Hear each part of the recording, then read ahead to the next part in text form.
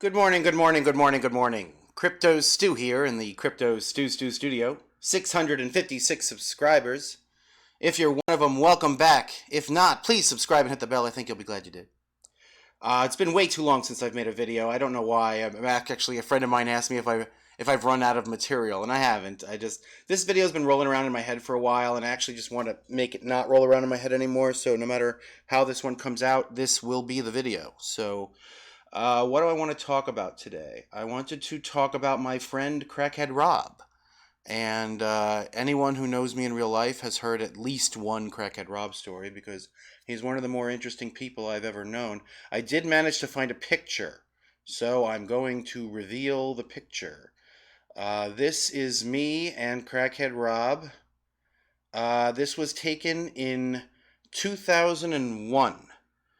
So it's 20-year-old picture. This is me on the left. This is Crackhead Rob on the right. Sorry, ladies, I don't look like that anymore. This was 20 years ago. But yeah, we were. This was taken at Babe's Billiards on Wisconsin Avenue in Washington D.C. I was a pool player back then, and Rob was the best pool player I've ever played with on a regular basis. He was excellent. And why do we call him Crackhead Rob? Well, I mean, for obvious reasons. He tended to partake of that drug from time to time. And also, the bartender's name was Rob, so it was just easier. We needed to distinguish between them somehow. So, just to give you the kind of idea, Rob was highly intelligent but never wanted to be anything. He said that all he ever wanted to be was a degenerate pool room bum, and that's what he was. And just to give you an idea of the kind of guy Rob was, he lived in the worst neighborhoods in Washington, D.C., and those are some of the worst neighborhoods in America. And he told me he once, there was a condemned apartment building in his neighborhood, and what he did was he kicked in the door and put an ad in the newspaper and rented out the apartments as if he was the landlord, even though he had absolutely nothing to do with that building. Like that was just the kind of guy Rob was. He always had a different million different scams and schemes, anything to not have a real job. But he was a great pool player and a degenerate pool room bum. That's what he wanted to be. So why am I telling you guys about Crackhead Rob? Because what I thought was interesting was when I came across this picture was I was looking at it and I thought I could tell from the picture that Rob was having a rough week or a rough month financially. And why is that? And that was because there's no gold chain around his neck here. And he always had his gold chain around his neck. And for those of you who don't know, people like Rob, who are people of the streets, if they have a gold chain or some piece of jewelry, they that's their bank account. Like Rob didn't have a bank account; he had his gold chain. His gold chain was his bank account. Well, how does that work? And maybe some of you are familiar with this, but just in case you're not. Just to make it easy, and let's use today's values. All right, let's say the gold chain was worth about $3,000 because maybe it was an ounce, maybe 2 ounces of gold, close to it, just under 2 ounces of gold.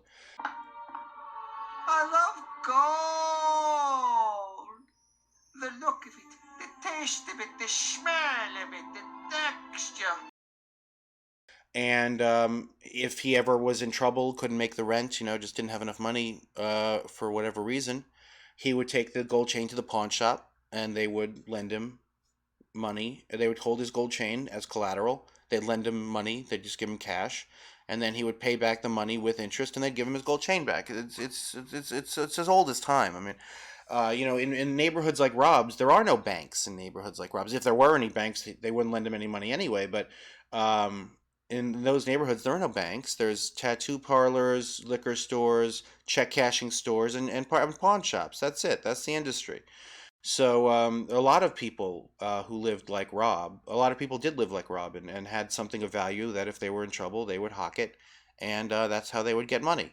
So that item basically becomes their bank account. So what does this have to do with crypto? Well, what I was thinking was if he was living his life like that today, and he's not. I mean, it's not like he's living well, but he's not living his life like that today. But he's not dead. But if he were living his life like that today, would he be better off using his gold chain or would he be better off using Bitcoin? And I believe he'd be significantly better off using Bitcoin. And well, how would that work? Well, if me and Rob were at Babe's Billiards has been closed for almost 20 years. It closed down a year after I left DC, but If we were at Babe's Billiards and he was using his gold chain as his bank account, I would say, Rob, you got to get into Bitcoin, sell your gold chain, and buy Bitcoin. Now, I would never be able to convince him to do that, but if I did, what would I tell him to do? I would advise him to sell his gold chain, get the $3,000, and I would tell him to open two accounts. So I would tell him to open a Crypto.com account and a Celsius account, and you can access both of them from your cell phone. He has a cell phone. So, and that way, it also, because Crypto.com will give him a debit card. Now that gives him an on ramp, which is great. So he takes his $3,000 and his Crypto.com debit card that he gets in the mail, and he goes to an ATM and he deposits it and he buys Bitcoin. Then I would send the Bitcoin to Celsius. This is Celsius. Here, you don't need to look at us anymore. This is Celsius. If you're not familiar with it, it's a crypto lending platform. I've talked about Nexo before. It's very similar to Nexo. And I would tell him to probably buy 2,000 in Bitcoin, 1,000 in Celsius. And why would I in Cell token? And why would I do it that way? Because if he has that spread, then he would be a platinum member. And so, as a platinum member, first of all, the Cell token and Bitcoin, the Cell token's a good token. It'll perform as well as Bitcoin or outperform it. So it's just as good an asset. But if you're a platinum member on Celsius, then you can get a 1% interest loan. Because what I asked him was, I texted him and I said, when you borrow off your gold chain, what's the interest rate you pay the pawn shop? And he said you pay 4% a month. Well, that's 1% a week. That's unbelievable interest, and it's really one of the flaws in our system here is that people like Rob, people who need money the most, and actually, when Rob has money, he spends it. So it's money that you want in his hands because it does generate, a velocity of money in the economy. They pay the worst interest rates. Meanwhile, the richest people pay zero interest rates. They get their money. The Wall Street guys get their money from the Fed for 0%, and people like Rob are paying 4% on a collateralized loan. It's crazy. Now the guy's got to come up with Paulie's money every week, no matter what. Business bad? Fuck you, pay me. Oh, you had a fire? Fuck you, pay me. Place got hit by lightning, huh? Fuck you, pay me. So, but if he had Bitcoin and he had it on Celsius, he could borrow off and he was a platinum member, he could borrow off his Bitcoin at 1% a year. So that would be obviously a much better asset for him to have. And then he would, if he needed a loan, he would borrow some USD coin off Celsius, send it to his Crypto.com account, and then he could use his ATM to get the cash. It would take minutes, not even minutes. It would be, and also, pawn shops aren't always open, but these things are. You could do this whenever. You could do this at 3 a.m. And believe me, there were times where Rob needed money at 3 a.m. So in that aspect, it is a better asset than gold for this particular purpose. So, there was one thing I also wanted to cover, which is also this is a big thing, that the Bitcoin and the Cell token, while it's on Celsius, when he's not in trouble, will earn interest. So the asset itself grows. The gold chain is the same gold chain the entire time he has it, but when he has Bitcoin and he has it on a platform like Celsius, when he's not in trouble and not using it as collateral, it's earning interest. He'll earn like 6.5% interest. So and he had that gold chain for decades. So that asset would really grow over time. So in that respect, also, it's superior to gold for this particular purpose. And I know that some of you out there are listening and you're just like, you know what, cryptos do? I ain't no crackhead Rob. I have, because this is an investment channel. I know you guys have extra money. That's the whole point of an investment channel. I got a home and I got equity in my home. And if I was ever in trouble, I would just, take out a second mortgage or a home equity line of credit, or I'd do a refi and I would be just fine because I got all this equity in my home. And I'm telling you, if that's what you believe, you are wrong. It's not true. I think that's it. Oh, that's it. She thinks that's it. That isn't true. And what you talking about, crypto Stu? I'll explain.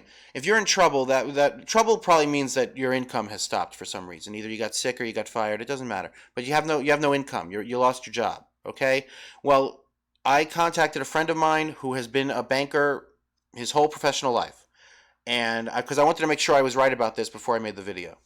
And I said to him, I'll give you a scenario. You tell me what would happen. I said, I want you to imagine that somebody walks into your bank and he has a home that easily appraises for $500,000. And he's been paying the mortgage for a lot of years, always on time, excellent credit rating, excellent, over 800 credit score. And he only owes $100,000 on the house on remaining on his mortgage, and he's lost his job and he needs money. Can he get a loan? Using his home as collateral? And he told me that the short answer to that question is no. You can't. And I knew the answer was no. And the reason why he can't get a loan is because he has no income, and you need to be able to show income to get a loan from a bank, and that's it. Like he said, yeah, there would be some very rare exceptions, but well over 90% of the time, somebody who doesn't currently have income is not getting a home equity line of credit, is not getting a cash out refi, is not getting a second mortgage. It doesn't matter how much equity you have in your house. So in that respect, Bitcoin is superior to even real estate as some kind of insurance policy, something that you can get quick cash out of. Bitcoin is better because you don't need to go into a bank and beg for your own money. You can just get it, use your Bitcoin as collateral, and you can have that money in minutes. And there's no process, there's no paperwork. There's no bankers there's no closing costs. But he did have one piece of advice that I will relay to you guys.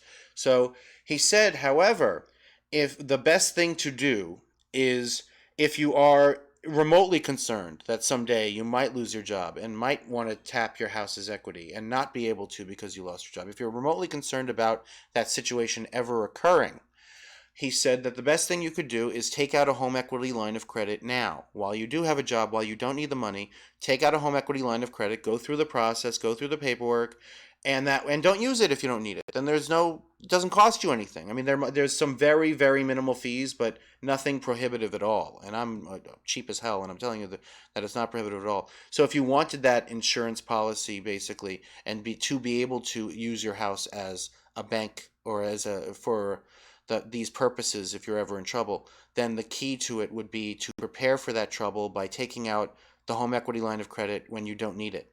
And then you'll get it because you don't need it, because that's how banks work. When you need it, they don't want to give it to you. But if you don't need it, they're happy to give you the money. I'm sorry. I'm afraid I'll have to turn down your loan application. Let me get this straight. The only way I can borrow money is if I owe money or have money. But if I owe money, I can't afford to borrow money. And if I have money, I don't need to borrow money.